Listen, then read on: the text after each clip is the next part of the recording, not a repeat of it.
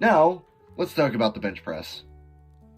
Not just because it's every man's favorite compound exercise, but because it is what we see him doing at the beginning of the comic. Merasmus now has great arm development, a solid chest, and a solid back. While only one of these seems important, you'd be surprised what building all of these components can do to your bench, especially if you have a weak bench.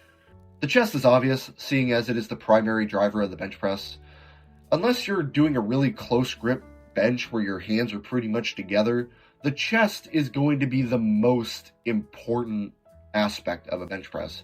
However, you cannot sleep on the back and the shoulders. The shoulders are pretty straightforward. They help stabilize your arms. If you had a bum shoulder, you realize how important the delts are for the bench press, since they're pretty much the second or third in line when it comes to muscles activated by the bench press.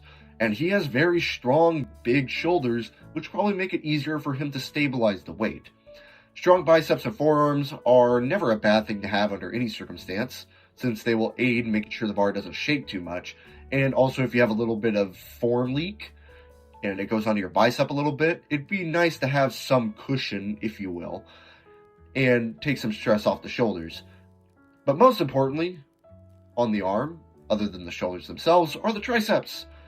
Unless you are just using a stupid wide grip, which Merasmus does not seem to have, he seems to have more of a moderate grip, maybe a little bit wide, you need strong triceps, which we can see Merasmus does seem to have, and these are the second to third in line as a main mover. So he's got a pretty strong upper body for sure. That's all fine and dandy, but why is the back important? Well, because the back is your main foundation.